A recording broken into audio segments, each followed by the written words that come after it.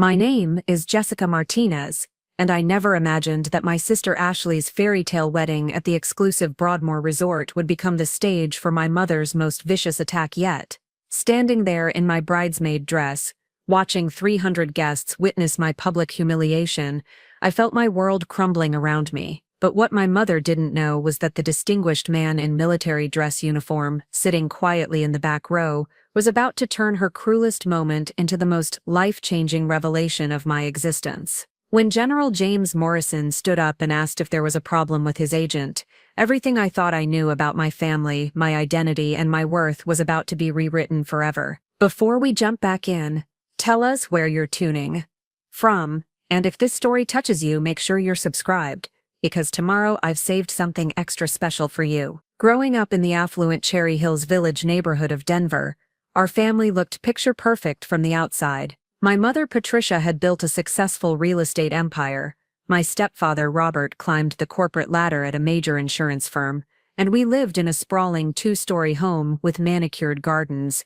that regularly appeared in neighborhood magazines. Every holiday card showed our smiling faces, every family gathering seemed harmonious, and every achievement was celebrated with expensive dinners and proud social media posts. But like many families that look flawless on Instagram, the reality behind closed doors told a completely different story. From my earliest memories, I understood that I was different from the rest of my family. While my sister Ashley glided through life collecting academic honors, homecoming crowns, and eventually a full scholarship to medical school, I was the one who preferred camping trips to country club events, who chose ROTC over cheerleading, and who announced at 17 that I planned to enlist in the Army after graduation. The disappointment in my mother's eyes that day remains burned into my memory, the way her perfectly manicured fingers gripped her wine glass until her knuckles went white, and how she excused herself from dinner without another word. My younger brother Tyler, born when I was 6, seemed to inherit all the traits that endeared him to our parents. He was charming where I was serious, social where I was introspective, and naturally gifted at the kind of easy conversations that made adults light up with approval. When Tyler brought home mediocre report cards, they were met with encouraging smiles and promises of ice cream. When I brought home straight A's, the response was a distracted nod and a comment about how I should be helping Ashley with her science project instead of focusing so much on my own achievement. Robert, who had married my mother when I was 5 and legally adopted me shortly after, maintained a polite but distant relationship with me throughout my childhood. He attended my school events when required, signed permission slips without comment, and provided everything I needed materially, but there was always an invisible wall between us that I could never quite understand. With Ashley and Tyler, he was warm and engaged, coaching Tyler's Little League team and driving Ashley to countless ballet recitals and academic competitions. With me, conversations were functional and brief, as if I were a houseguest who had overstayed their welcome. The question started early but took years to fully form in my mind. Why did I look nothing like anyone else in the family, with my olive skin and dark hair standing out against their fair complexion? Why were there no baby pictures of me in our extensive family photo albums until I was walking and talking? Why did my mother change the subject whenever relatives mentioned how different I seemed from my siblings? And why did Robert's parents, who doted on Ashley and Tyler, always seem uncomfortable around me during family gatherings? The most telling moment came when I was 14 and we were visiting Robert's elderly aunt for Thanksgiving. After a few glasses of wine, she pulled my mother aside and said loudly enough for me to hear, "Patricia, dear, I still don't understand why you never told that poor child the truth about her father. She has a right to know." My mother's face went crimson and she quickly ushered the conversation to another room, but not before I caught the sharp look she shot in my direction, as if measuring how much I had heard and understood. High school brought new tensions as I gravitated toward activities that my family considered beneath our social status. While Ashley was being courted by Ivy League schools for her combination of academic excellence and social leadership, I was spending my afternoons at the shooting range with the ROTC program, and my weekends volunteering at the VA hospital. My mother would introduce Ashley to her real estate clients as my daughter who's going to be a doctor, while I was typically described as Jessica who's going through a phase. The military became my escape plan and my passion simultaneously. Something about the structure, the clear expectations, and the merit-based advancement appealed to me in ways that the social climbing and image management of my family never could. When I announced my intention to enlist rather than attend college, the family dinner that followed was one of the most uncomfortable nights of my teenage years. My mother spent an hour explaining all the reasons why military service was unsuitable for someone of my background and potential, while Robert sat silently, occasionally nodding in agreement, but never quite meeting my eye. Ashley, to her credit, tried to bridge the gap between my choices and our parents' expectations. She suggested I consider military medical corps, or perhaps attending West Point, anything that would combine my interests with the prestige our family valued. But I had already made up my mind, and at 18 I shipped out to basic training with nothing but a small duffel bag and a determination to prove myself in an environment where my value would be measured by my actions rather than my ability to fit into predetermined social categories. The military became the family I had never truly felt I had at home. In the structured hierarchy of Army life, respect was earned through competence and dedication rather than inherited through blood relationships or social connection. I thrived in this environment, quickly distinguishing myself in intelligence training and earning recommendations for advanced programs that would eventually lead to my current position as a special agent with top-secret clearance. During my first deployment, I discovered that I had a natural aptitude for intelligence work. My ability to observe details that others missed, combined with my skill at reading people and situations, made me valuable in ways that had nothing to do with my family name or social background. For the first time in my life, I felt genuinely appreciated for who I was, rather than criticized for who I wasn't. The commendations and promotions that followed felt earned in ways that no family approval ever could. My relationship with my family during this period was cordial but distant. I called home regularly, sent updates about my training and deployments, and made sure to attend major holidays when my leave schedule permitted. But there was always an underlying tension, a sense that my career choice remained a source of embarrassment rather than pride. When I received my first major commendation for work I couldn't discuss due to classification levels, my mother's response was to ask when I planned to use my military experience to transition into a real career in the private sector. The contrast became even more apparent as Ashley progressed through medical school and began her residency at Denver General Hospital. Every achievement in her career was celebrated with family dinners and social media announcements, while my military accomplishments were met with polite acknowledgement and quick changes of subject. When Ashley was featured in a local magazine as one of Denver's rising young doctors, my mother framed the article and displayed it prominently in her real estate office. When I was selected for a highly competitive intelligence program that I couldn't even discuss in detail, the family dinner conversation quickly moved on to Tyler's latest college fraternity activities. The announcement of Ashley's engagement to Dr. Marcus Chen,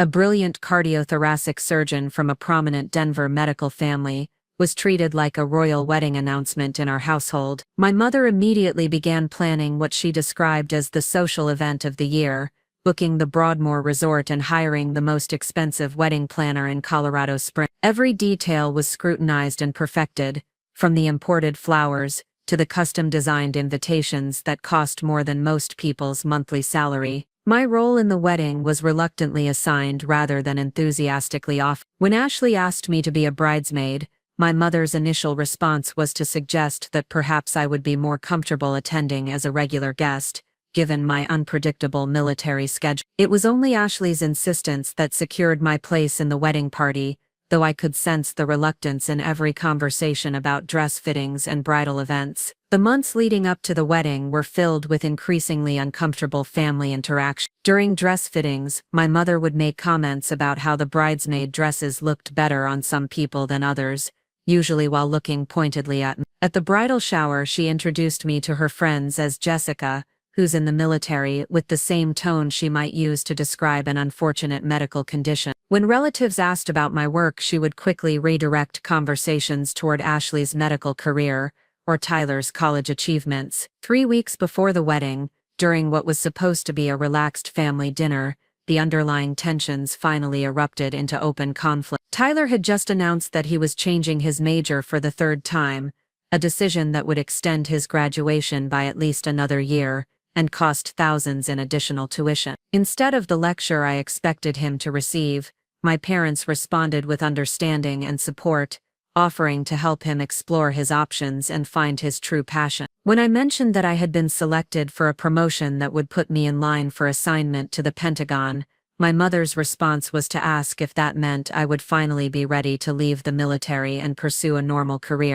The implication that 8 years of dedicated service and multiple commendations represented a phase rather than a profession stung more than usual, and I found myself defending not just my career choice, but my entire adult identity. The argument that followed revealed depths of resentment and disappointment that had been building for years. My mother expressed her frustration with what she saw as my deliberate rejection of the opportunities and advantages I had been given. She complained that my military service reflected poorly on the family's social standing, that my absence during deployments had disrupted family gatherings, and that my inability to contribute to conversations about careers, relationship and lifestyle choices made me increasingly irrelevant to family dynamics. Robert, as usual, remained largely silent during this confrontation, offering only occasional nods of agreement when my mother paused for breath. Ashley tried to mediate, pointing out my accomplishments and suggesting that different people found fulfillment in different ways. Tyler, perhaps sensing an opportunity to deflect attention from his own academic struggles, made several comments about how military people were just playing dress-up and following orders instead of thinking for themselves. That night, lying in my childhood bedroom under posters I had taken down years ago, I made a decision that would change the trajectory of my life. I was tired of seeking approval from people who seemed incapable of giving it, tired of defending choices that had brought me genuine satisfaction and success, and tired of feeling like an outsider in the family that was supposed to love me unconditionally. It was time to find out why I had never truly felt like I belonged, and I suspected the answers would explain far more than just family dynamics. The next morning, I began making calls to contacts I had developed through my intelligence work, people who knew how to navigate government records and databases in ways that weren't available to ordinary civilians. I explained that I needed help researching my own background, particularly anything related to my early childhood and adoption records. Within a few days, I had enough information to begin understanding why I had always felt like a stranger in my own family. The first breakthrough came from military personnel records. My contact found documentation showing that my biological father was Colonel Michael Torres, a highly decorated Special Forces officer who had been killed in Afghanistan when I was 3 years old. This explained not only my physical appearance, but also my natural affinity for military life and structure. According to his service record, Colonel Torres had been awarded multiple commendations for valor and had been posthumously promoted. Preparing and narrating this story took us a lot of time, so if you are enjoying it, subscribe to our channel. It means a lot to us. Now back to the story. After his death in an IED explosion, further investigation revealed that my mother had been married to Colonel Torres before her marriage to Robert, a fact that had been carefully omitted from every family history I had ever heard. Their marriage had been brief but apparently passionate, cut short by his deployment and subsequent death. The records showed that I was born Jessica Torres, and my name had been legally changed to Martinez when Robert adopted me. The most shocking discovery was that Colonel Torres had listed me as his beneficiary for various military benefits and insurance policies that had never been claimed. According to the records, there was a substantial sum of money that had been held in trust, waiting for me to reach adulthood and claim it. Either my mother had never been informed of these benefits, which seemed unlikely given the military's thorough notification procedures, or she had deliberately chosen not to pursue them. As I dug deeper into Colonel Torres's background, I discovered that he had family in Phoenix, who had never been contacted about my existence. His sister Lisa worked as a nurse at a veterans hospital, and his brother David was a retired Army sergeant, who had served 3 tours in Iraq. Phone records and correspondence showed that they had tried to maintain contact with my mother after Michael's death, but their calls and letters had apparently gone unanswered. The picture that emerged was of a deliberate effort to erase Michael Torres from my life and rewrite my history to fit the narrative my mother preferred. Robert Martinez offered stability and financial security, while Michael Torres represented a painful reminder of loss and a connection to a world my mother had apparently wanted to leave behind. In choosing to embrace Robert's identity and lifestyle, she had effectively deleted my biological father's existence from family history. Armed with this information, I faced a difficult decision about what to do next. Part of me wanted to confront my mother immediately, to demand explanations for decades of lies and deliberate omissions. Another part wanted to reach out to the Torres family and begin building relationships that should have existed throughout my childhood. But the approaching wedding complicated everything,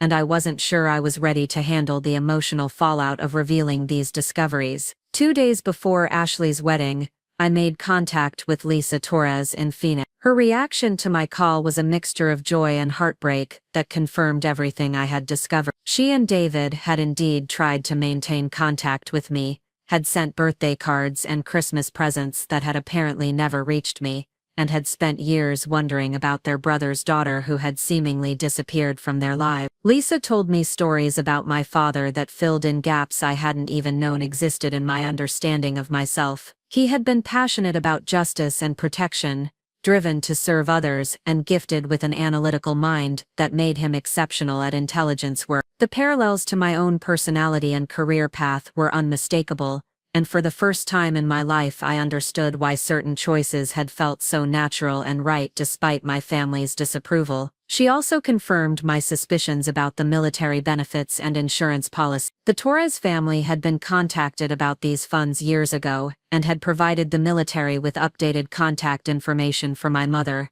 assuming she would pursue the benefits on my behalf. When months passed without any claims being filed, they had tried to contact her directly, but their calls were never returned and their letters apparently never answered. The revelation that my mother had not only hidden my father's identity, but had also potentially cost me access to benefits and family relationships that were rightfully mine, added a new dimension to my anger and disappointment. This wasn't just about family dynamics or career choices anymore. It was about deliberate deception that had affected fundamental aspects of my identity and future opportunities. As I prepared to attend Ashley's wedding, I carried this new knowledge like a weight in my chest. I had planned to get through the ceremony and reception without causing any disruption, to celebrate my sister's happiness despite my own family conflicts, and to address these revelations privately after the wedding festivities were over. I had no idea that my mother had her own plans for public confrontation,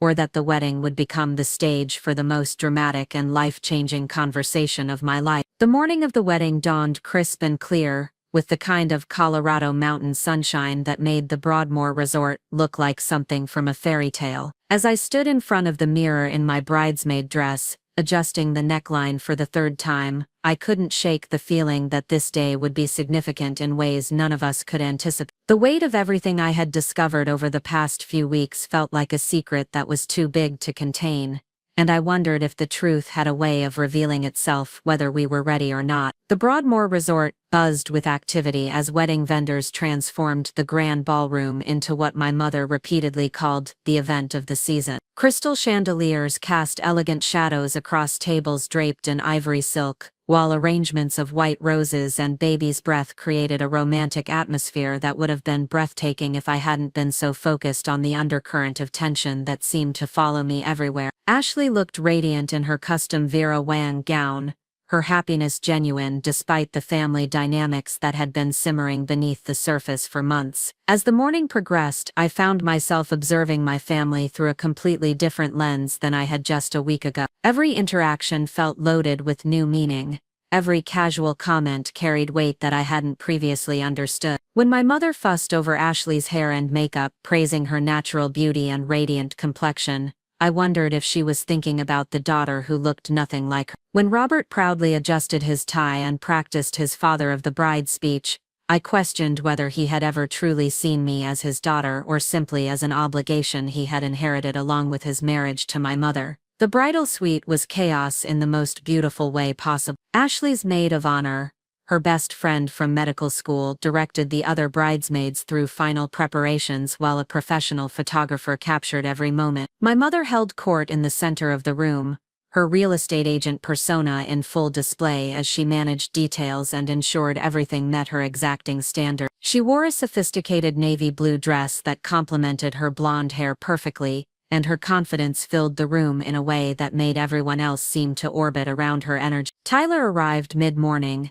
looking handsome in his groomsman tuxedo but carrying the slightly disheveled appearance that had become his trademark since starting college. He hugged Ashley enthusiastically, complimented her dress with genuine affection, and immediately began charming the other bridesmaids with stories about his fraternity adventure. Watching him interact so naturally with everyone reminded me of how easily he had always fit into our family's social expectations, never questioning his place or feeling the need to prove his worth. When Ashley pulled me aside for a private moment, her expression carried the kind of sisterly concern that had always characterized our relationship despite our different paths in life. She held both my hands and looked directly into my eyes, her voice soft but serious as she spoke. "Jess, I know things have been tense with Mom lately, and I know today might be difficult for you, but I want you to know how much it means to me that you're here, that you're part of this day. You're my sister, and nothing will ever change that." Her words hit me harder than I expected,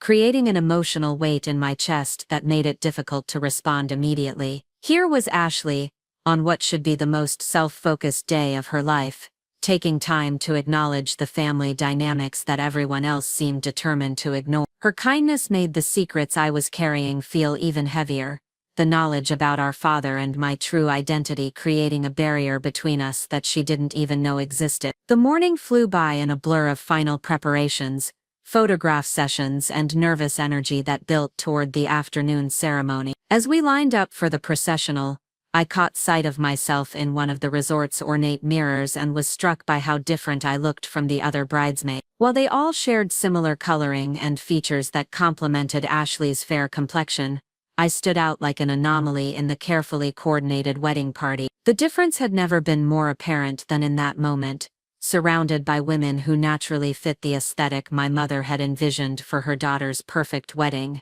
The ceremony itself was everything my mother had planned it to be. The string quartet played beautifully, the officiant delivered a heartfelt message about love and commitment, and Ashley and Marcus exchanged vows that brought tears to many eyes in the congregation. As I stood at the altar holding Ashley's bouquet, I scanned the crowd and tried to identify faces I recognized among the 300 guests. Most were my parents' friends, business associates, and extended family members who had watched Ashley and me grow up but had always seemed more invested in Ashley's achievements than mine. That's when I spotted him. General James Morrison sat in the back row, his military dress uniform immaculate, and his bearing unmistakably authoritative even in this civilian setting. My heart skipped a beat as I tried to process why my commanding officer's commanding officer would be at my sister's wedding. We had never met personally, though I had briefed his staff on several occasions and had seen him at various military ceremonies and events. His presence here seemed completely out of context, and I couldn't imagine any connection between him and my family's social circle. The general's eyes met mine across the ceremony space, and I saw a flicker of recognition cross his features. He nodded slightly, the kind of acknowledgement that military personnel give each other in civilian settings, but his expression carried a curiosity that suggested he was also wondering about the connection. I tried to focus on the ceremony, on Ashley's happiness and the beautiful words being spoken, but my mind kept returning to the questions raised by his unexpected presence. As the ceremony concluded and guests began moving toward the cocktail hour, I found myself trapped in the receiving line between Ashley and my mother, shaking hands and accepting congratulations from people I barely knew. Most comments were directed toward Ashley, praising her beauty and the elegance of the ceremony, but several guests made polite conversation with me about my military service. Their questions were general and uninformed, the kind of surface-level inquiries that civilians often make when they encounter someone in uniform, but I answered graciously while continuing to scan the crowd for another glimpse of General Morris. My mother's behavior during the receiving line was a masterclass in social manipulation. She introduced Ashley to everyone as my brilliant daughter, Dr. Ashley Martinez, emphasizing both her educational achievements and her new married status. When guests asked about me, the introductions were notably different. "This is Jessica, my other daughter," or simply "Jessica, who's in the Army." The contrast was subtle but unmistakable, and I found myself wondering if other people noticed the difference in tone and enthusiasm. The cocktail hour took place on the resort's terrace, with the Rocky Mountains providing a stunning backdrop for photographs and conversation. I accepted a glass of champagne from a passing waiter and tried to blend into the background while wedding guests mingled and celebrated. Several of Robert's business associates approached me with questions about military life, their curiosity genuine but their understanding limited to what they had seen in movies or read in newspapers. I provided polite responses while keeping one eye on the crowd, still trying to locate General Morrison and understand his connection to this event. Tyler found me near the terrace railing, his champagne glass already empty, and his cheeks flushed with the kind of excitement that came from being at the center of a major family celebration. He threw his arm around my shoulders in a gesture that was both affectionate and slightly possessive, the way he had done since childhood when he wanted to claim my attention. "Pretty amazing, right?" he said, gesturing toward the elegant scene around us. "Mom really outdid herself with this. Ashley looks like a princess, and Marcus seems like a decent guy. I think this marriage is going to work out well for everyone." His comment about the marriage working out well for everyone struck me as interesting, suggesting that Tyler viewed Ashley's wedding through the lens of family advantage rather than simply personal happiness. This perspective made sense given how our family had always operated, with individual achievements seen as reflections of collective success rather than personal fulfillment. I wondered if Tyler had ever questioned this dynamic or if he had simply accepted it as the natural order of things. As we talked, I noticed my mother approaching with a small group of her real estate colleagues, women who had built successful careers in Denver's competitive market and who shared her appreciation for social status and professional achievement. They were discussing Ashley's medical career and her new husband's family connections, analyzing the marriage in terms of networking opportunities and social advance. When they included me in the conversation,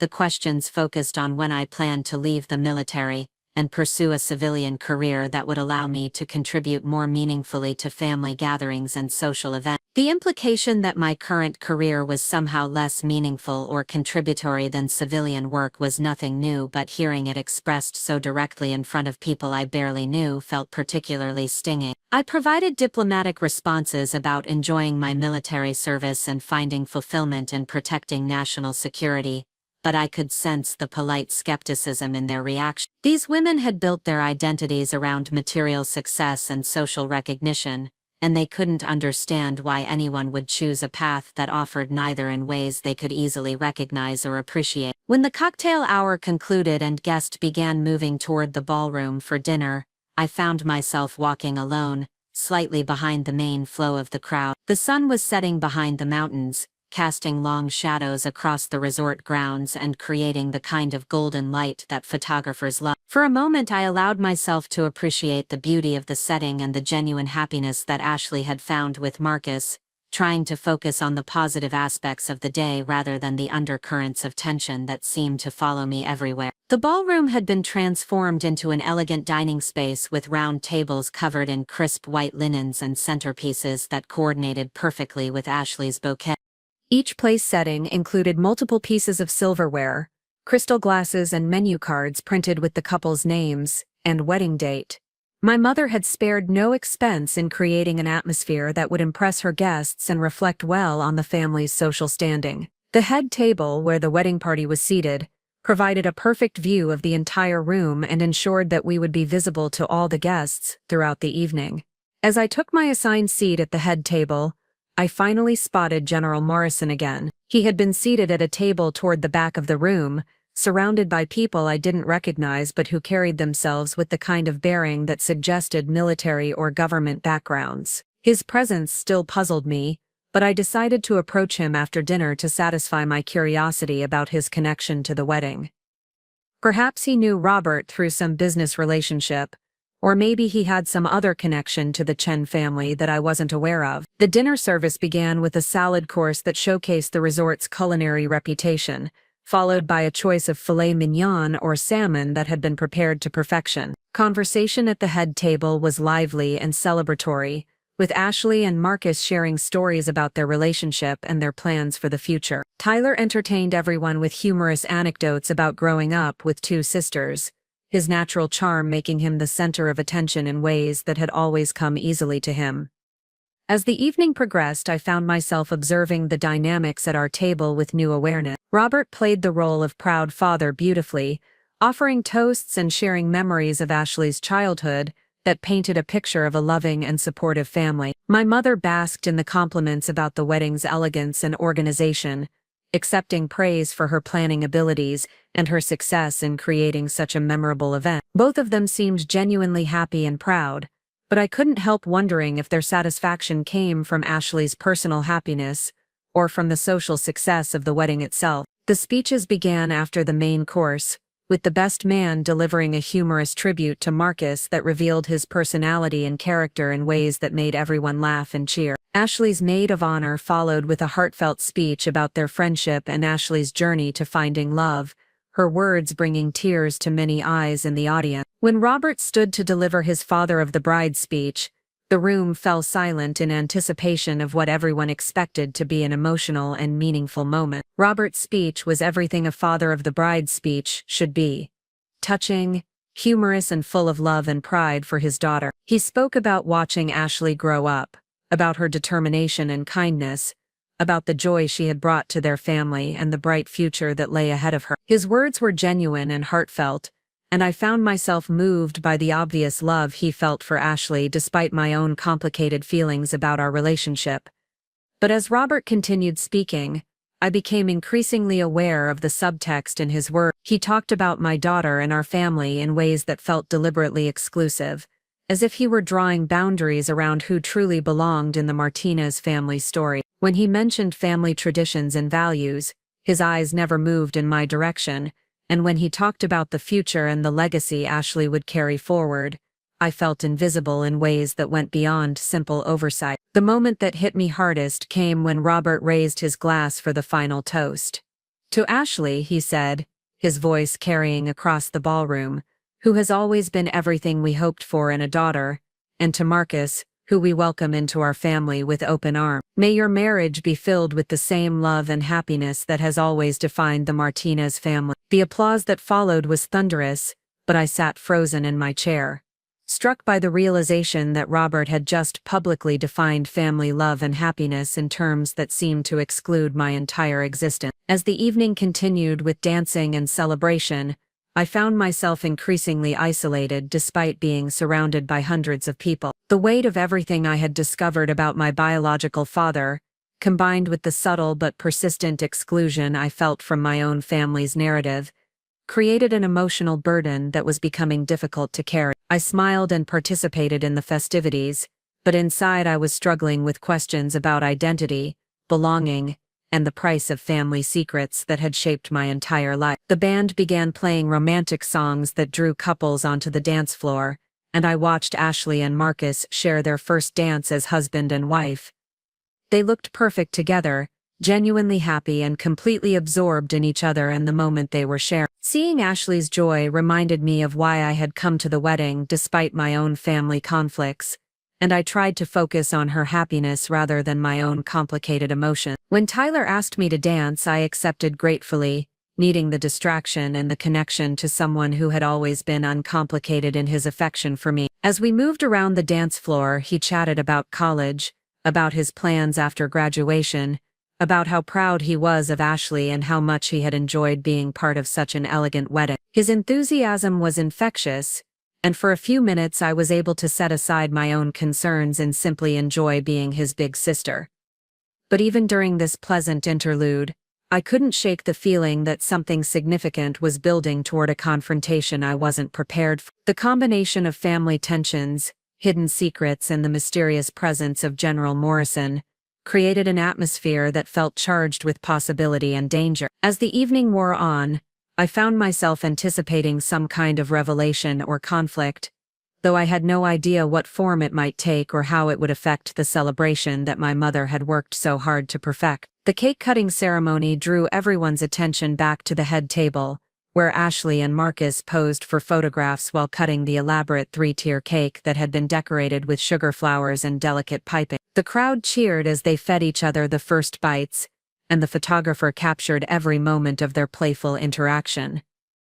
It was a scene of pure happiness and celebration, exactly the kind of moment that would be treasured in family albums and remembered fondly for years to come. As the evening began winding down and some guests started making their departures, I realized that I still hadn't had an opportunity to speak with General Morrison or understand his connection to the wedding. The questions about his presence had been nagging at me throughout the evening, and I decided that I needed to satisfy my curiosity before the night ended.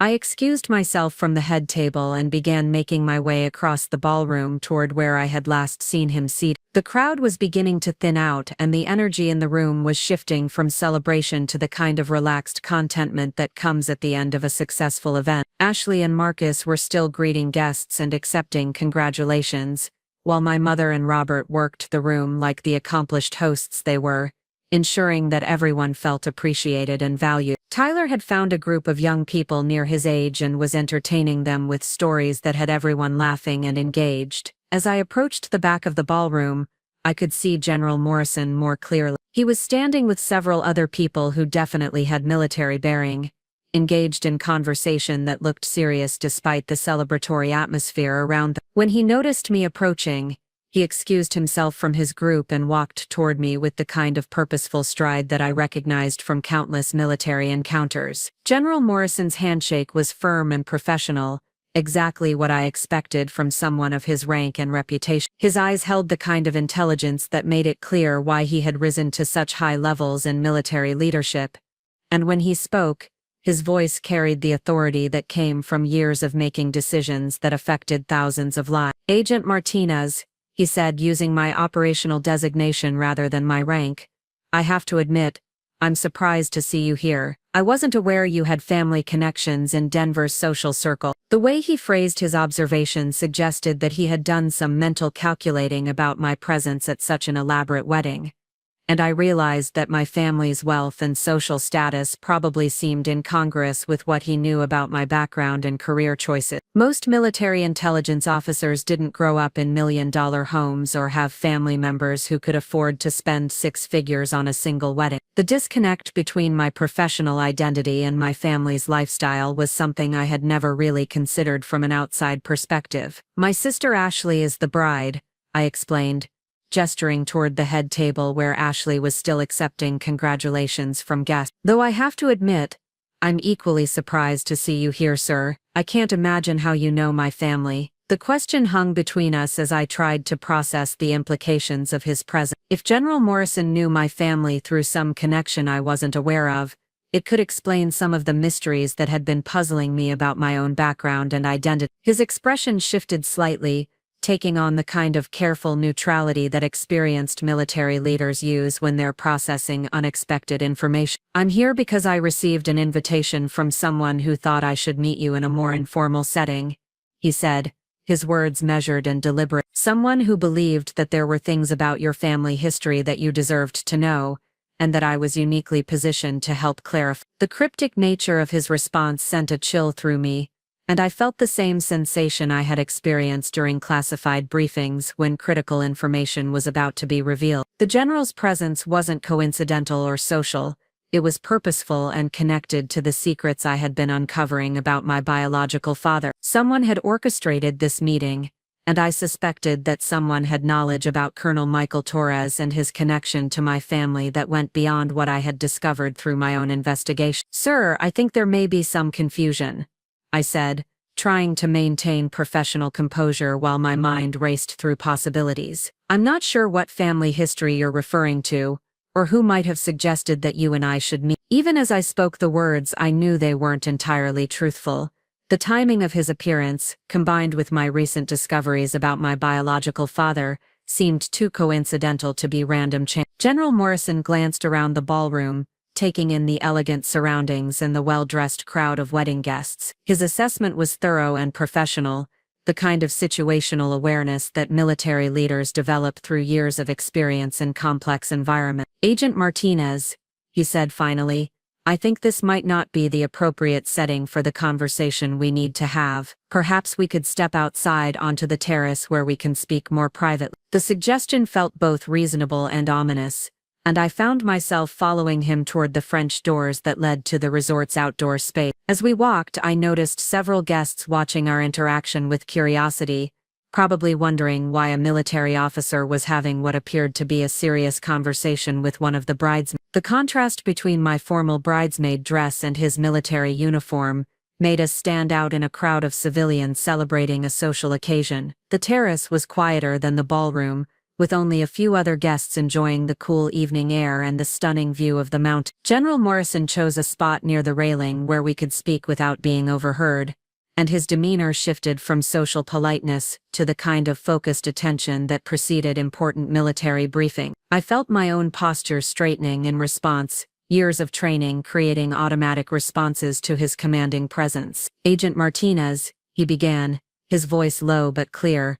"3 weeks ago I received a call from someone who introduced herself as Lisa Torres. She explained that she was the sister of Colonel Michael Torres, and that she had recently been contacted by someone she believed to be her brother's daughter. She was concerned that this person might not be aware of certain benefits and information that were rightfully hers, and she asked if I might be able to help facilitate a conversation." The mention of Lisa Torres confirmed my suspicions about the general's presence, but it also raised new questions about how she had managed to make contact with someone of his rank and influence. Military families don't typically have direct access to 3-star generals, and I wondered what connections or circumstances had made such a conversation possible. The fact that Lisa had taken the initiative to reach out on my behalf suggested that the Torres family's concern about my situation went beyond simple family sentiment. "Lisa Torres is my biological father's sister," I said, deciding that honesty was the best approach given the circumstance. "I contacted her recently after discovering some information about my background that my family had never shared with me, but I'm not sure why she would have contacted you,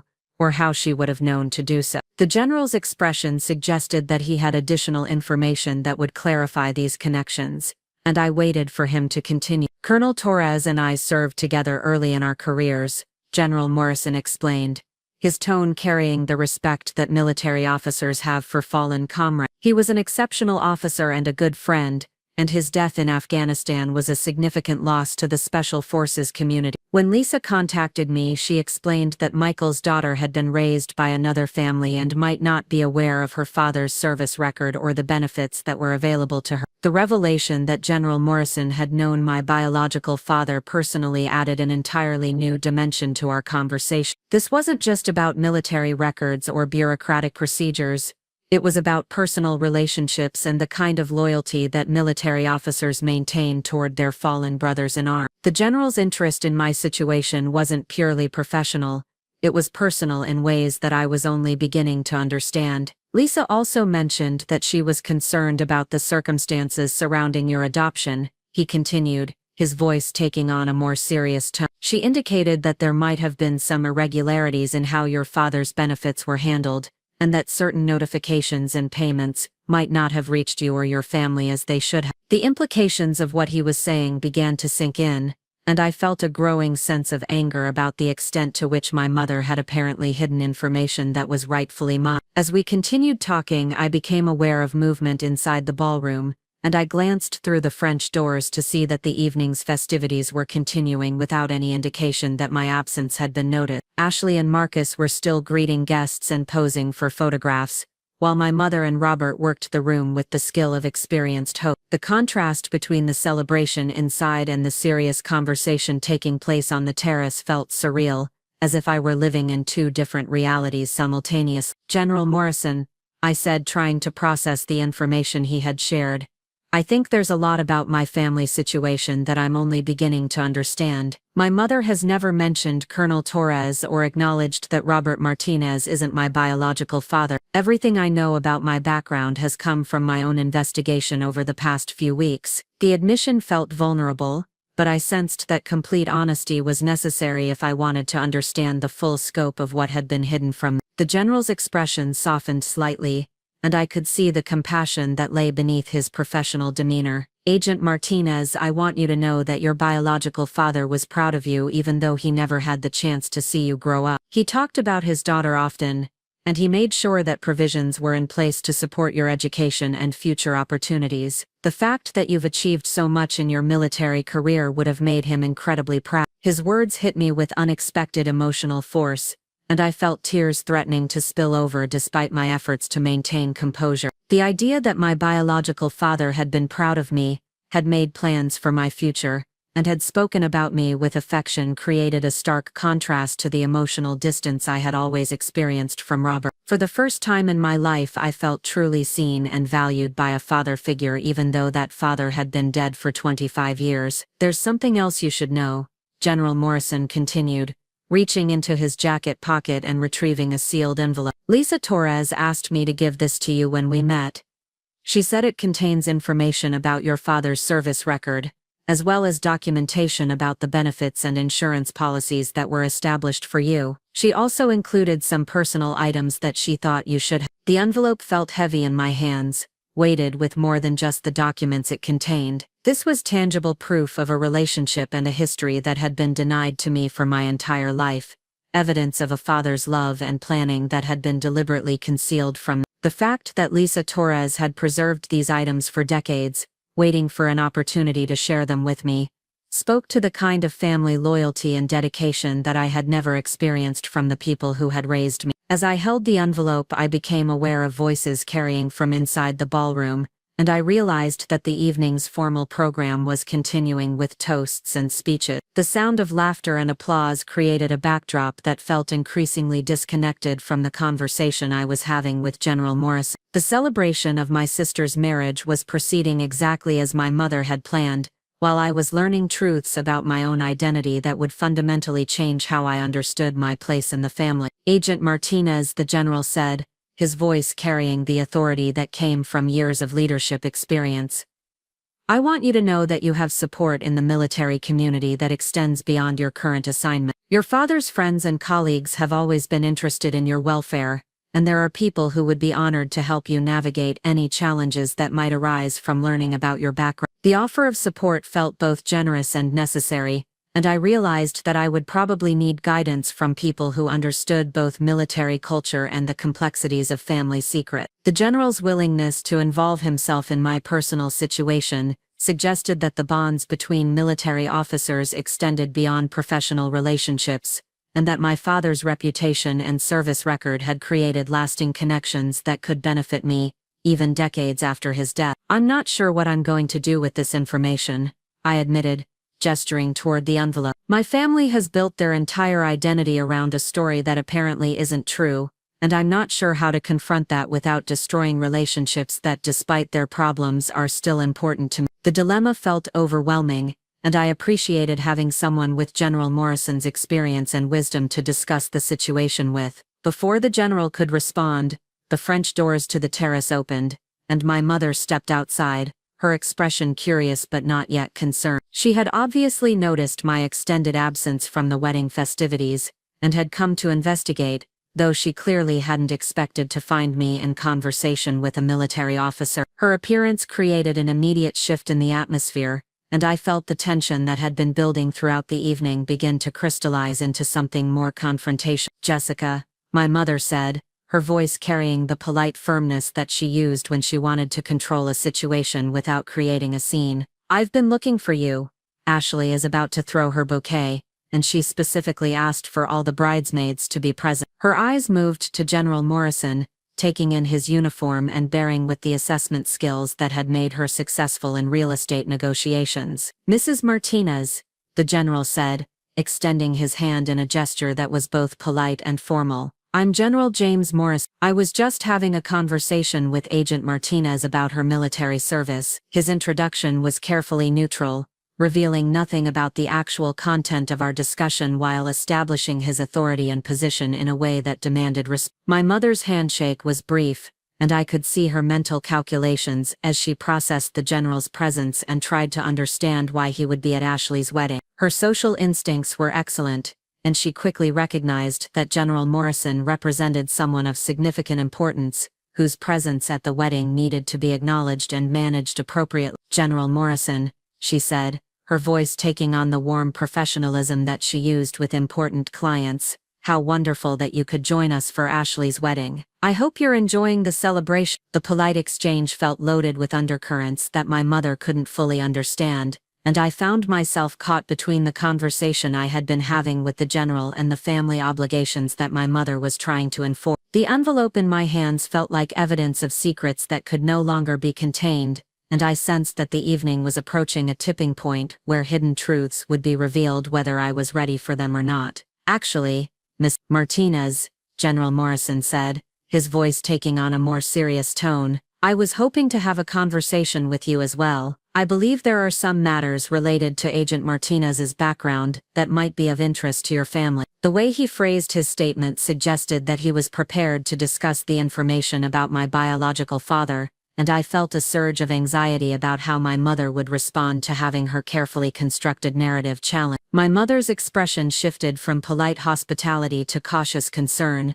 and I could see her trying to assess what kind of information the general might have, and how it could affect her family's reputation or social standing. Her instincts for self-preservation were finely tuned, and she clearly sensed that this conversation had the potential to create problems that could extend far beyond the wedding celebration. "I'm not sure what you mean, General," she said, her voice carefully controlled. "Jessica's background is quite straightforward. She's our daughter, and we're very proud of her military service, though we hope she'll eventually transition to a civilian career that would allow her to contribute more meaningfully to family life." The response was perfectly crafted to deflect inquiry while simultaneously diminishing the importance of my military achievement. The general's expression remained professionally neutral, but I could see the disapproval in his eyes as he processed my mother's dismissive attitude toward my career. His respect for military service was genuine and deeply held, and comments that suggested military careers were somehow less meaningful than civilian pursuits clearly struck him as inappropriate and offensive. The tension between them was becoming palpable,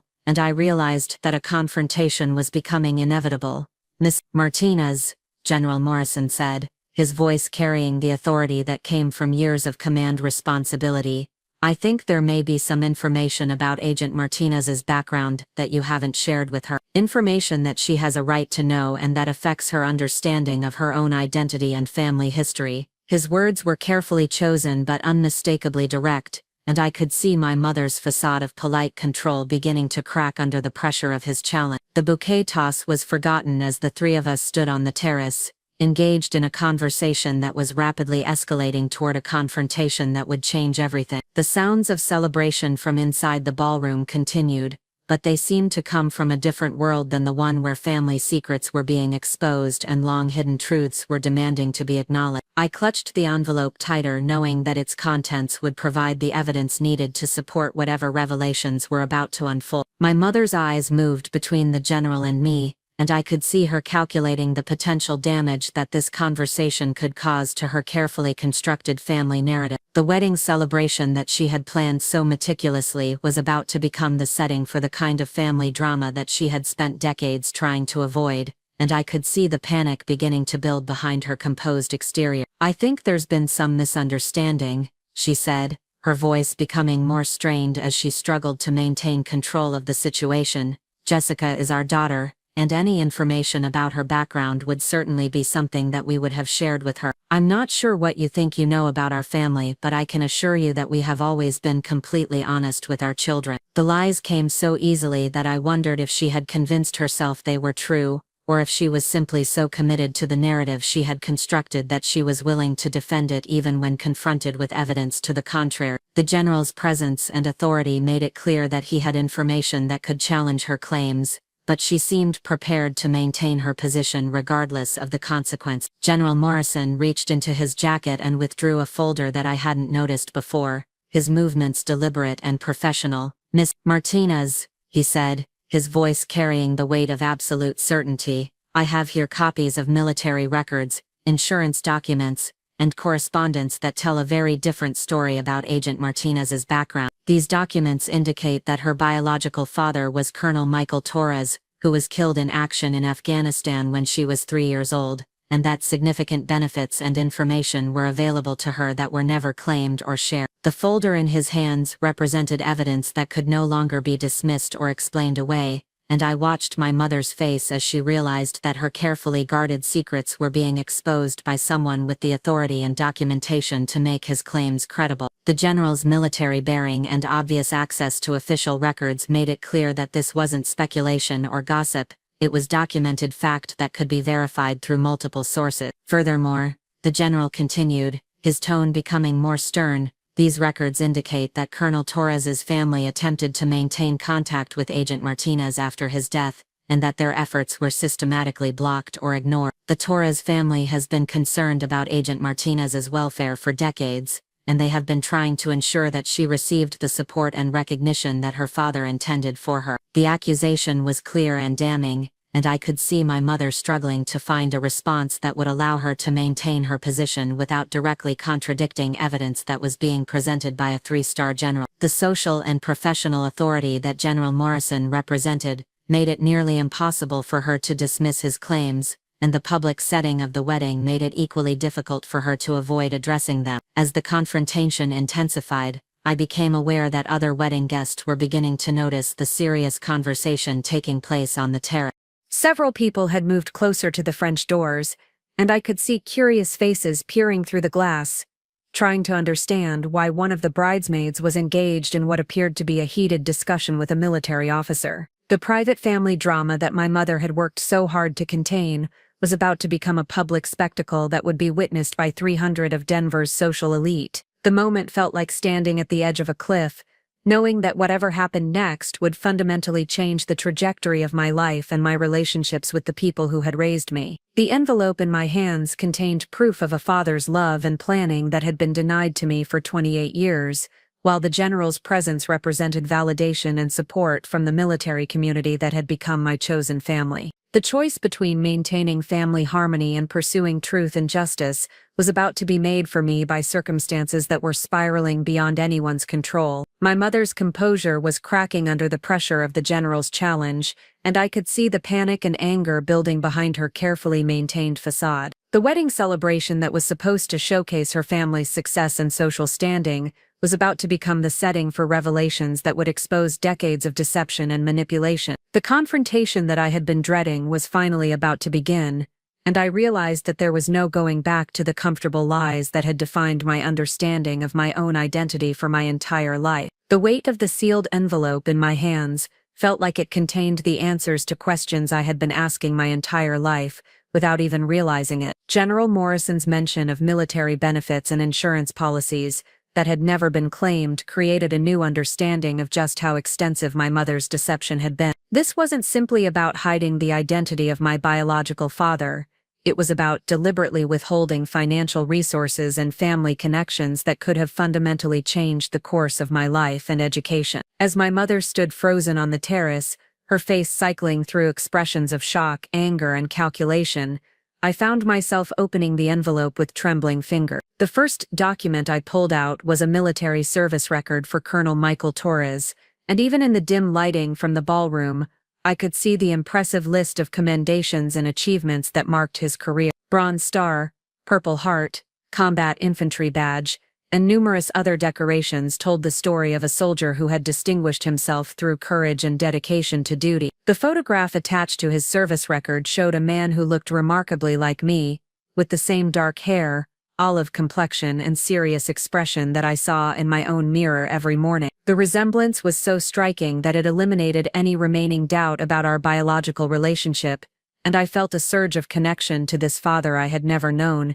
but whose genes had clearly shaped both my appearance and my instinctive attraction to military service. General Morrison watched my reaction as I examined the documents, his expression reflecting both professional satisfaction at providing important information and personal compassion for the emotional impact of these revelations. His relationship with my biological father had clearly been meaningful, and I could see that helping me understand my heritage was more than just a professional courtesy. It was a personal mission to honor the memory of a fallen comrade. Agent Martinez, the general said, his voice gentle but authoritative, your father established a comprehensive benefits package specifically designed to support your education and future opportunities. The service members group life insurance policy alone was worth $400,000, with additional educational benefits through the Survivors Independence Educational Assistance Program. These funds have been accruing interest in a special account maintained by the Department of Veterans Affairs for over 2 decades. The numbers he quoted were staggering, representing more money than I had ever imagined having access to, and certainly enough to have paid for any college education I might have chosen without requiring scholarships or family financial support. The realization that this money had been sitting unused while I worked multiple jobs during high school and carefully managed my military pay to afford basic necessities created a burning anger that threatened to overwhelm my professional composure. My mother's face had gone pale as she processed the financial implications of what the general was revealing. $400,000, plus interest accumulated over 25 years, represented a substantial sum that could have provided security and opportunities for our entire family. Her real estate business, while successful, had required years of building and investment, and I wondered if access to these military benefits might have changed the financial pressures that had sometimes strained our household during my childhood. "There's more," General Morrison continued, pulling additional documents from his folder.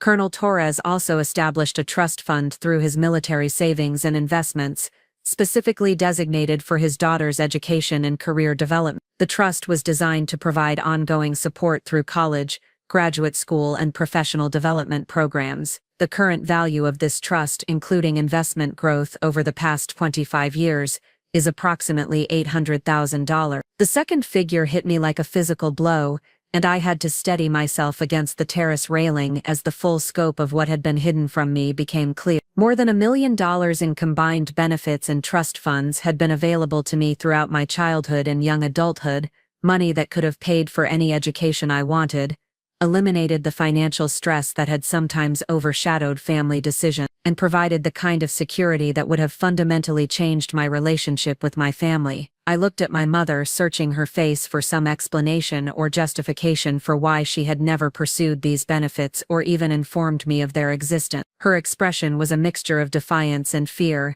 and I could see her calculating how to respond to accusations that were becoming impossible to deny or deflect. The evidence that General Morrison was presenting was official, documented, and verifiable through military channels that she couldn't challenge or dismiss. "Patricia," I said, using her first name for the first time in my adult life, "did you know about these benefits? Did you know that my biological father had made provisions for my education and future?" The questions felt dangerous, threatening to shatter the last remaining pretense of family unity, but I needed to understand the extent of her knowledge and the deliberateness of her deception. Her silence was more damning than any admission could have been, and I watched her struggle to find words that would allow her to maintain some semblance of moral authority in the situation. The general's presence made it impossible for her to simply dismiss the conversation or demand that we discuss family matters privately, and the public setting of the wedding created pressure for her to respond in ways that wouldn't create an obvious scene. "Jessica," she finally said,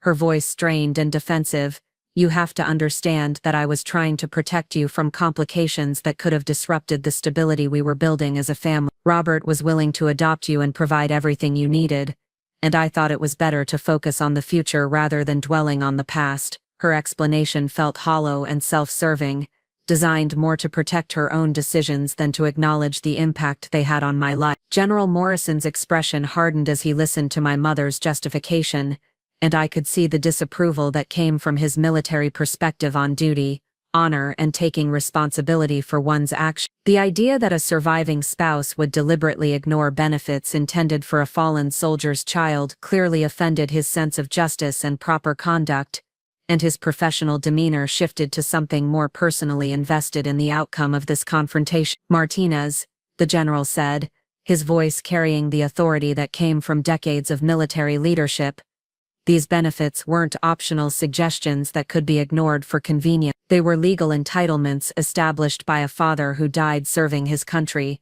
specifically designed to ensure his daughter's welfare and opportunity. The Department of Veterans Affairs has been attempting to contact Agent Martinez about these benefits for years, and their correspondence was apparently never forwarded to her." The accusation was clear and serious, implying that my mother had not only failed to pursue benefits that were rightfully mine, but had actively prevented me from receiving information about their existence. The systematic nature of this deception suggested a level of deliberate manipulation that went far beyond simple family dysfunction or poor communication, and I felt my anger building towards something that might become uncontrollable if I didn't find ways to channel it constructively. As I continued examining the documents in the envelope, I found copies of letters from the Department of Veterans Affairs, addressed to both my mother and me at various addresses over the years. The correspondence showed repeated attempts to contact us about survivor benefits, educational assistance programs, and other resources available to military dependents. The fact that I had never seen any of these letters confirmed that my mother had been intercepting official correspondence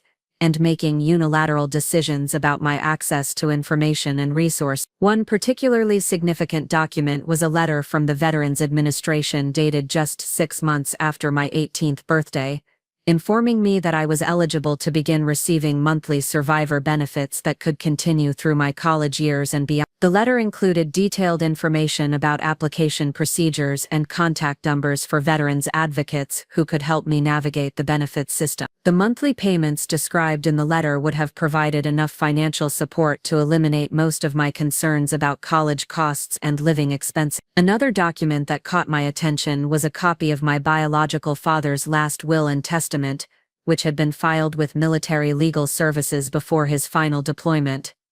In addition to the insurance policies and trust funds that General Morrison had mentioned, the will included personal items that were supposed to be given to me when I reached adulthood: his military medals and decorations, personal photographs, letters he had written for me to read at various stages of my life, and other mementos that were meant to help me understand his character and value. The existence of these personal items added an emotional dimension to the financial revelations, and I felt a profound sense of loss for the connection to my father's memory that had been denied to me throughout my childhood and young adulthood. These weren't just material objects, they were tangible links to a parent who had loved me enough to plan for my future even while facing the dangers of military service in a combat zone. "Where are these personal items now?"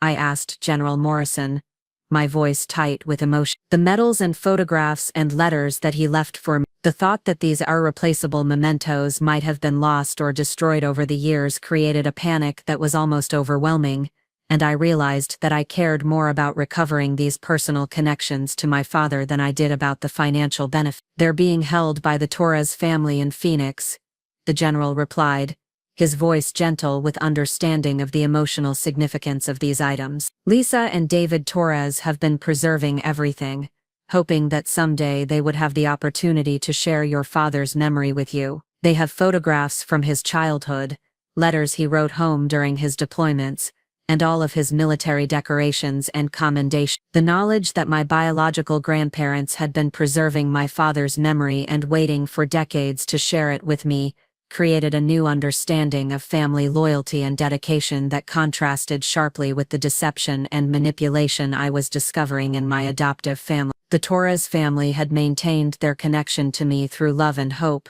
while my mother had actively worked to sever those connections for her own convenience and comfort. As the implications of these revelations continued to sink in, I became aware that the confrontation on the terrace was beginning to attract attention from other wedding guests. Several people had moved closer to the French doors, and I could see curious faces peering through the glass, trying to understand why one of the bridesmaids was engaged in what appeared to be an increasingly heated discussion with a military officer and the mother of the bride. Ashley's voice called from inside the ballroom, asking if anyone had seen me because she was ready for the bouquet toss and wanted all the bridesmaids to participate. The request felt surreal given the magnitude of the conversation taking place on the terrace, and I realized that my sister's perfect wedding was about to be overshadowed by family drama that would be remembered long after the romantic details were forgotten. My mother seemed to recognize the growing public nature of our confrontation, and I could see her calculating how to minimize the damage to her social reputation while maintaining some control over the narrative. Her real estate career depended on her image as a successful, stable family woman,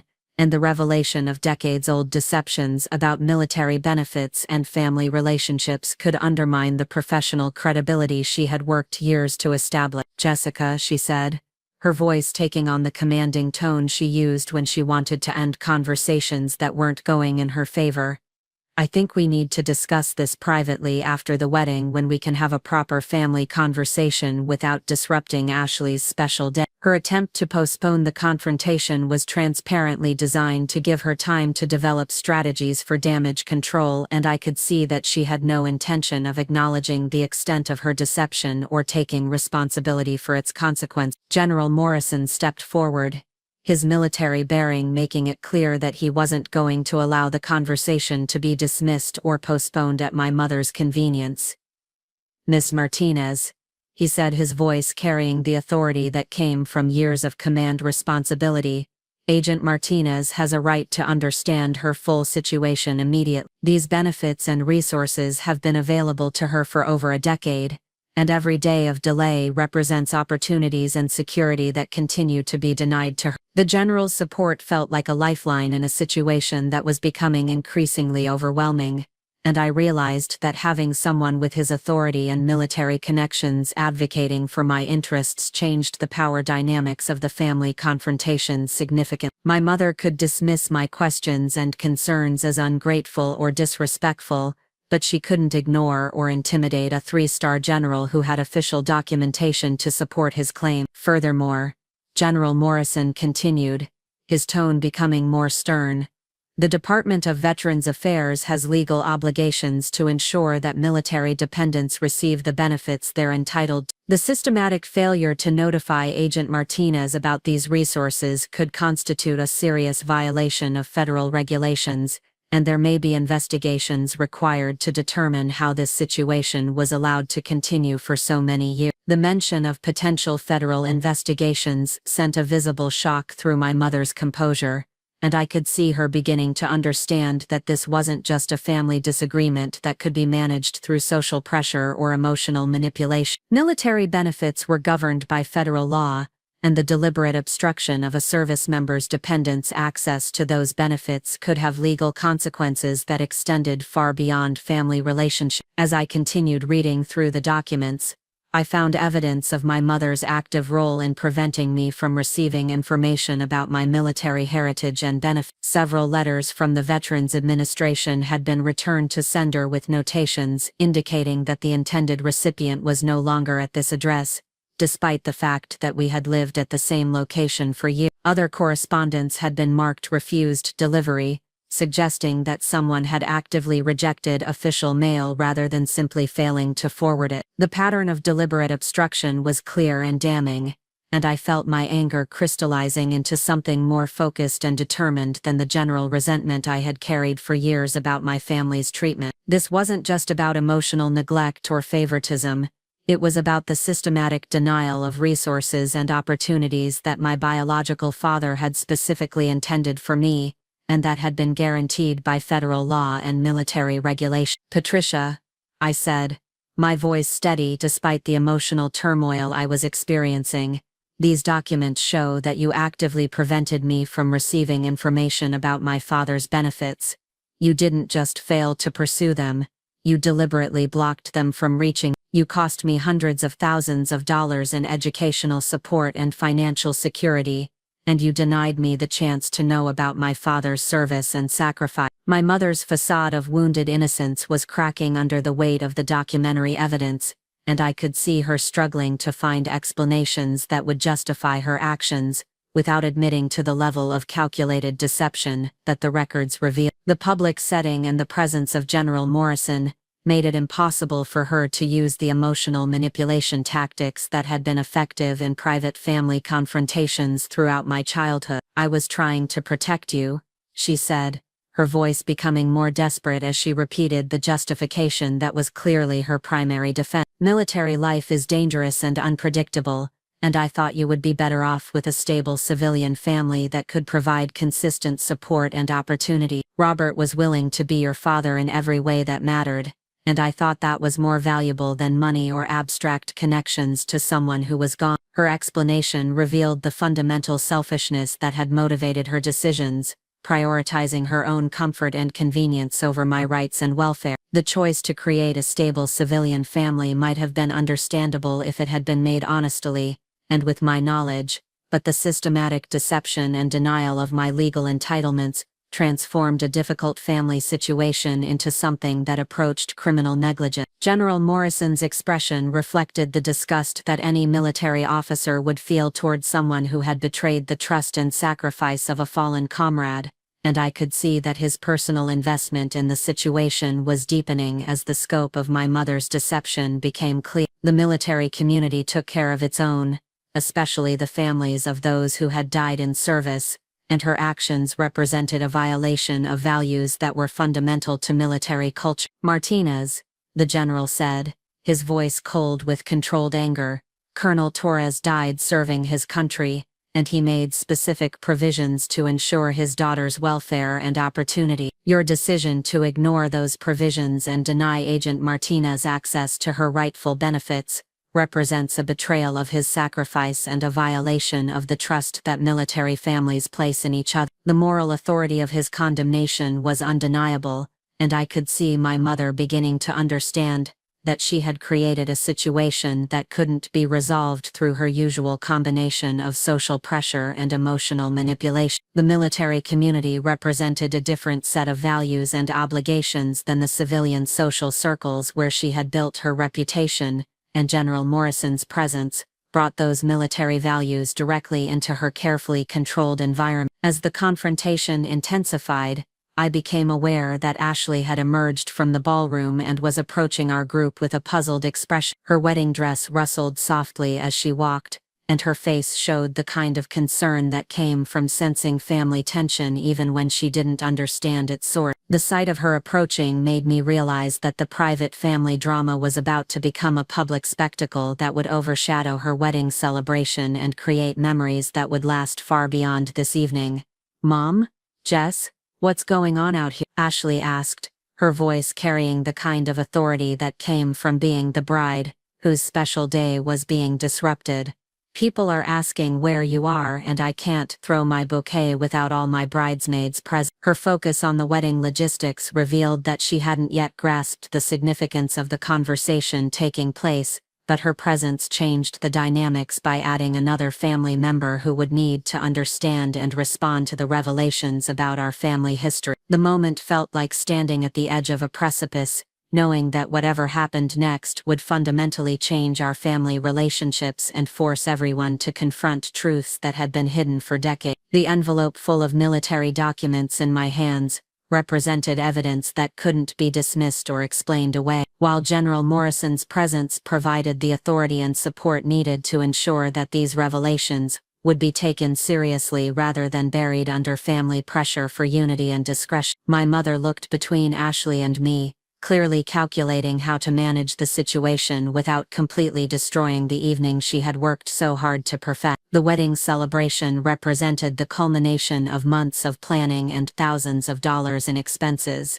and I could see her desperation to find some way to contain the damage while maintaining the facade of family harmony that was so important to her social identity. But the truth had momentum now, supported by official documentation and military authority that couldn't be intimidated or dismissed. The benefits and heritage that my biological father had intended for me were finally within reach, along with connections to the Torres family who had been waiting decades to share his memory with me. The choice between maintaining comfortable lies and pursuing authentic relationships based on truth was no longer mine to make. The circumstances had made that decision for all of us. Ashley's presence on the terrace shifted the entire dynamic of our confrontation. Her wedding dress, creating an almost ethereal contrast against the mountain backdrop, while her expression transformed from bridal joy to growing concern as she took in the tense body language between our mother, General Morrison, and myself. Her eyes moved from the military documents in my hands to the general's stern expression, then to our mother's pale face, and I could see her analytical mind beginning to process that this wasn't simply a case of wedding day stress or minor family disagreement. "General Morrison," I said, realizing that introductions were necessary, "this is my sister Ashley, the bride. Ashley, this is General James Morrison from Fort Bragg. He's been sharing some information about our family history that apparently none of us knew about." The weight of what I was about to reveal to Ashley felt enormous, knowing that her understanding of our family was about to be shattered just as thoroughly as mine had been over the past few weeks. Ashley extended her hand to the general with the poise that had always made her successful in social situations, but her eyes remained alert and questioning as she tried to understand why a high-ranking military officer would be at her wedding with what appeared to be official document. General Morrison, it's an honor to meet you. I hope you're enjoying the celebration, though it seems like you and my family are discussing something rather serious. Her diplomatic response revealed the social skills that had made her popular throughout medical school and residency, but I could see the underlying tension in her posture as she waited for an explanation that would help her understand why her wedding reception had become the setting for what was clearly a significant family confrontation. The general's military bearing, and the formal documents visible in both his hands and mine, made it obvious that this wasn't a casual social conversation. Dr. Martinez, General Morrison said, using Ashley's new married title with the respect that came naturally to him when addressing accomplished professionals. I'm afraid I'm here on a matter that concerns your sister's military service and some information about your family background that she's recently discovered. The timing is unfortunate, given your wedding celebration, but these are matters that couldn't be postponed indefinitely. His explanation was carefully worded to acknowledge the inappropriateness of the timing, while making it clear that the issues being discussed were too important to be delayed for social convenience. The general's military experience had taught him how to deliver difficult information with appropriate gravity, and his tone conveyed that whatever was being discussed had serious implications that extended beyond family dynamic. Ashley's medical training had taught her to remain calm under pressure and gather information systematically before making decisions, and I could see those skills engaging as she processed the general's words. "What kind of information about our family background?" she asked, her voice steady despite the obvious concern in her expression. "And what does this have to do with Jess's military service?" The question hung in the air as I struggled with how to begin explaining decades of deception and hidden family history to someone who had always believed she understood her place in our family structure. Ashley had grown up with the same story I had, believing that Robert was my biological father and that our family history was straightforward and uncomplicated.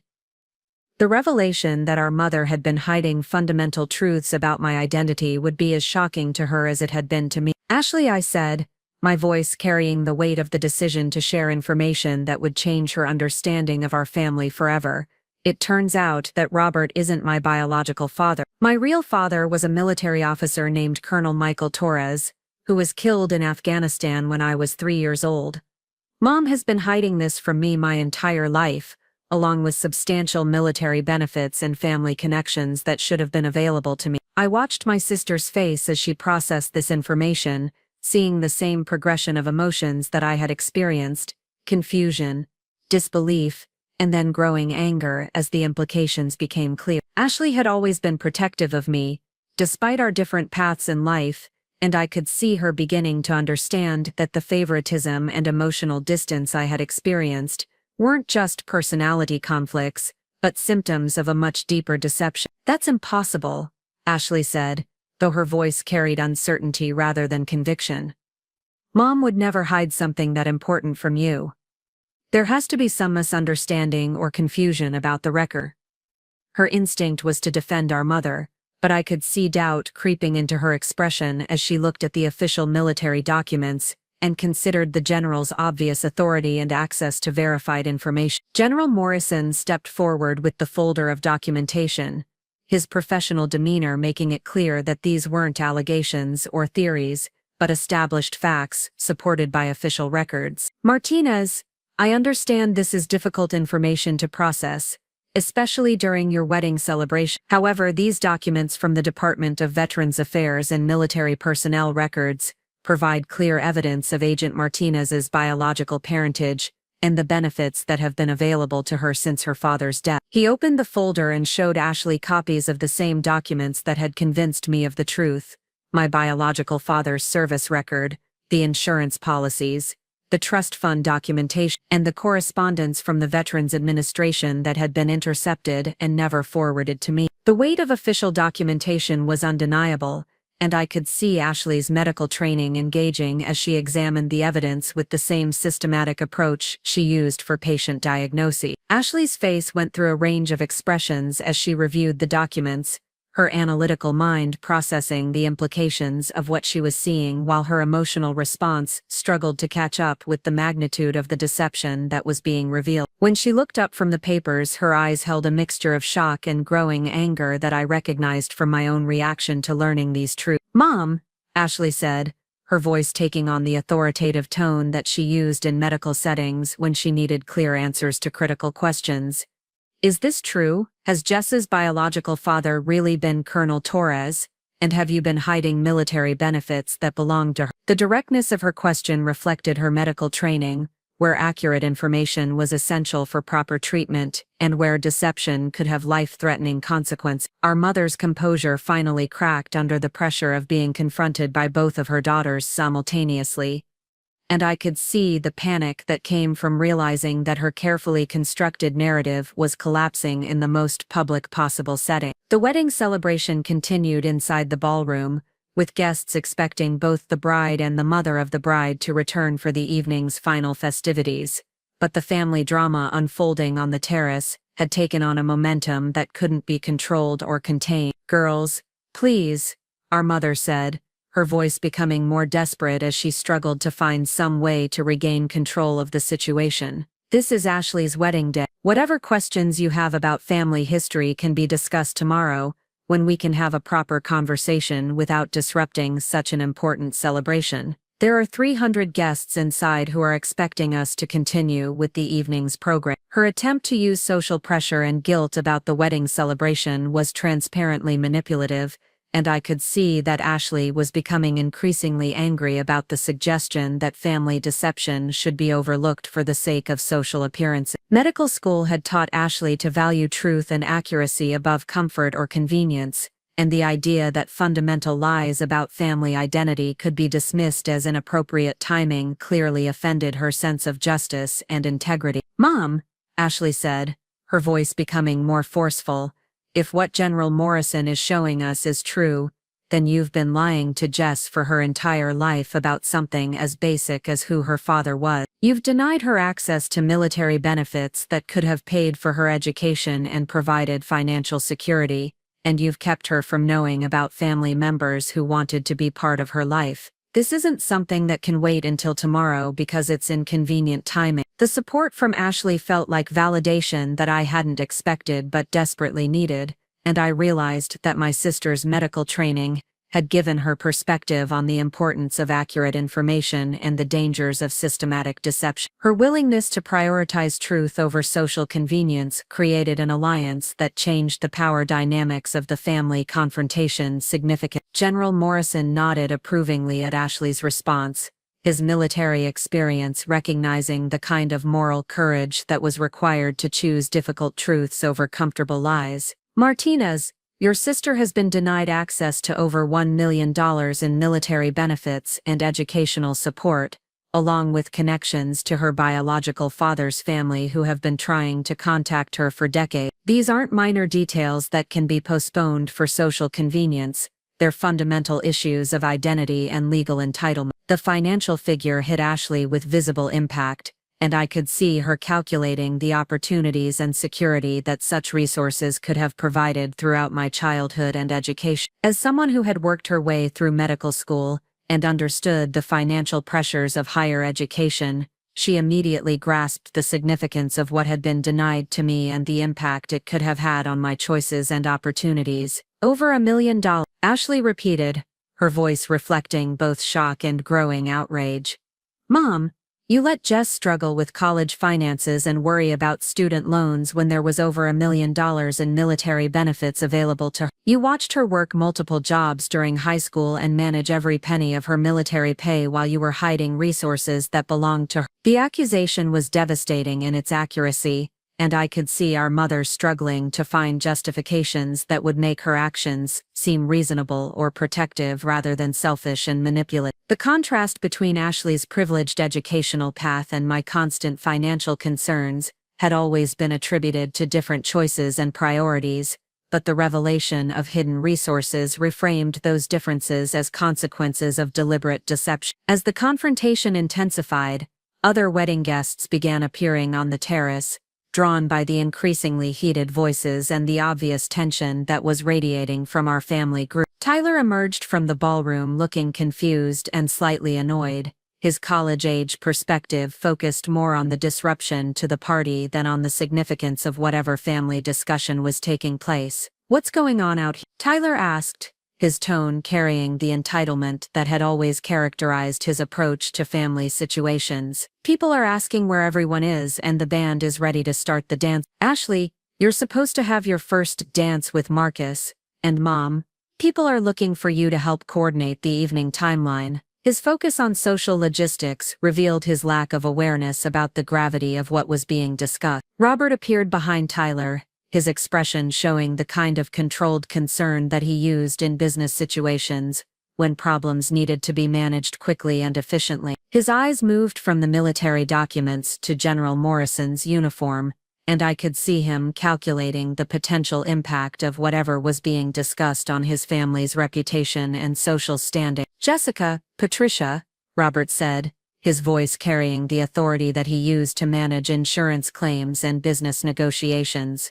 "Perhaps we should move this conversation to a more private setting." "General Morrison, I'm sure whatever military matter you need to discuss with Jessica can be handled through appropriate channels rather than during a family celebration." His attempt to dismiss the general and control the situation revealed the same kind of social manipulation that had characterized my family's dynamics throughout my childhood. General Morrison's response was immediate and unmistakably authoritative, his military bearing making it clear that he wouldn't be intimidated or dismissed by civilian social pressure. "Miss Martinez, this matter concerns Agent Martinez's legal entitlements under federal military benefits regulations. These aren't optional discussions that can be postponed for social convenience, and Agent Martinez has a right to understand her full situation immediately." The general's use of Robert's surname without the respectful tone that Robert was accustomed to receiving created visible tension, and I could see Robert beginning to understand that this wasn't a situation where his usual combination of authority and charm would be effective. Military officers operated under different rules and priorities than insurance executives, and General Morrison's commitment to protecting my rights wasn't subject to social pressure or business negotiation. "Furthermore," General Morrison continued, his voice taking on the kind of cold authority that came from decades of command responsibility, "there are questions about how Agent Martinez's military benefits were handled that may require official investigation. The systematic failure to notify a service member's dependent about available resources could constitute violations of federal regulations that extend beyond family disagreement." The mention of official investigations sent visible shock through both Robert and our mother, and I could see them beginning to understand that this wasn't just a family conflict that could be managed through emotional manipulation or social pressure. Military benefits were governed by federal law, and the deliberate obstruction of a service member's access to those benefits could have legal consequences that extended far beyond family relationships. Ashley stepped closer to me, her wedding dress rustling as she moved to create a physical alliance that reflected her growing understanding of the situation. "Jess," she said, her voice carrying the kind of protective authority that she used with patients who needed advocacy, "I want to see all of these documents. I want to understand exactly what was hidden from you and what resources should have been available to you throughout your life." Her support felt like a lifeline in a situation that was becoming increasingly overwhelming, and I realized that Ashley's medical training had given her both the analytical skills to process complex information and the moral framework to recognize when someone had been systematically deceived and harmed. Her willingness to prioritize truth over family harmony represented a courage that I hadn't expected but desperately needed. As I began sharing the documents with Ashley, I could see other wedding guests gathering near the French doors, their curiosity about the family drama beginning to overcome their social politeness about respecting privacy. The conversation that my mother had wanted to keep hidden was becoming increasingly public, and I realized that the elegant wedding reception was about to become the setting for revelations that would be remembered long after the romantic details were forgotten. Tyler moved closer to our group, his expression shifting from annoyance to confusion as he began to grasp that something significant was being discussed. "What documents?" he asked, his voice carrying the kind of entitlement that came from always being included in family information. "What's this about Jess's father and military benefits?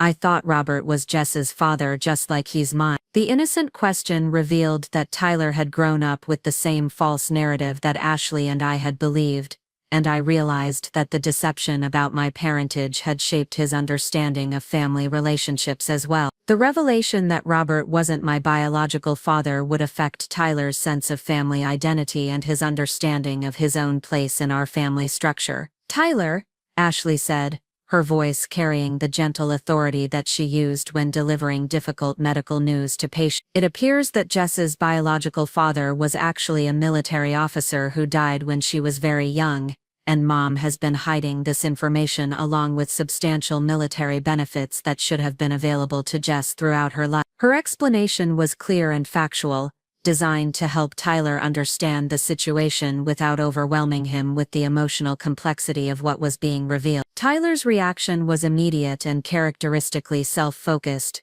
his first concern being how this information affected his own understanding of family relationships rather than the injustice that had been done to me. "So Robert isn't really Jess's father?" he asked, his voice reflecting confusion rather than outrage. "Does that mean we're not really brother and sister?" The question revealed Tyler's limited understanding of how family relationships could exist independently of biological connections, and I felt a surge of sadness about how our family's emphasis on genetics and bloodlines had shaped his perspective on love and loyalty. The idea that our sibling relationship might be diminished by the revelation of different biological fathers suggested that he had never understood the bonds that had developed between us through shared experiences and genuine affection. "Tyler," I said, my voice carrying both reassurance and gentle correction, "Robert legally adopted me when I was 5 and you've been my brother for your entire life. Biology doesn't change the relationship we've built or the love I have for you, but it does explain some of the family dynamics that have always been difficult for me to understand." My explanation was designed to maintain our connection while helping him process the new information about our family structure. As the family confrontation continued to intensify,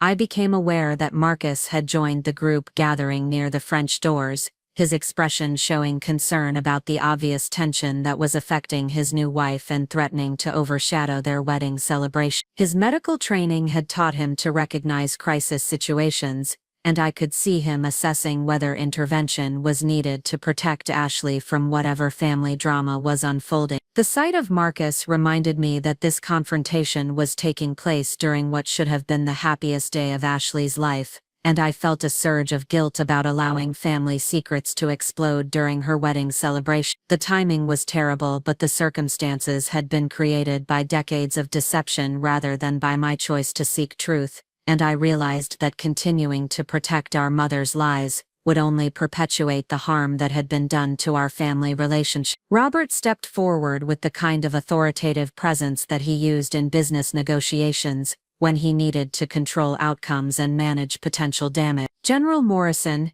he said, his voice carrying the respectful tone that he used with important clients while maintaining the underlying firmness that came from his executive experience, "I think there may be some misunderstanding about how these military matters were handled. Patricia and I have always acted in Jessica's best interests, and any decisions that were made about military benefits were intended to provide stability and security for our family." His explanation was carefully crafted to suggest good intentions, while avoiding direct admission of wrongdoing, and I could see him trying to reframe the systematic deception as protective parenting rather than selfish manipulation. The approach might have been effective in business disputes where competing interpretations of events could be negotiated, but the documentary evidence that General Morrison possessed made such explanations impossible to sustain. General Morrison's response was immediate and devastating in its precision, his military experience having taught him how to cut through diplomatic language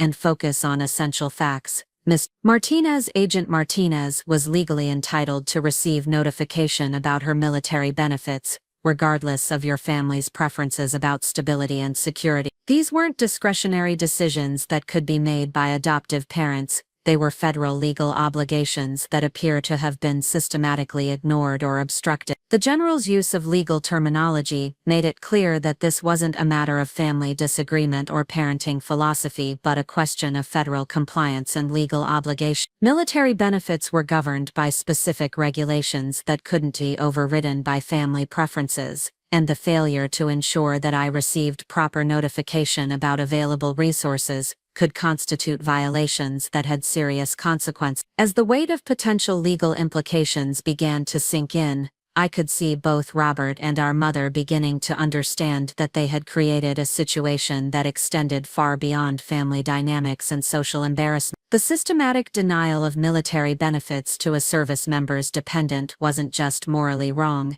it was potentially criminal in ways that could affect their professional reputations and legal standing. The confrontation that had begun as a family argument about hidden parentage was evolving into something much more serious, with federal regulations and legal obligations creating stakes that none of us had anticipated when the evening began. The elegant wedding celebration that my mother had planned so carefully was becoming the setting for revelations that would reshape our family relationships and potentially create legal consequences that would last far beyond this single evening. Ashley moved closer to me, her physical presence creating an alliance that reflected her growing understanding of the injustice that had been done, and her determination to support me in seeking truth and accountability. The sister who had always been the family favorite was choosing to stand with me against the deception that had shaped our entire childhood, and her support felt like the beginning of authentic family relationships based on honesty rather than manipulation. Up next, you've got 2 more standout stories right on your screen. If this one hit the mark, you won't want to pass these up. Just click and check them out.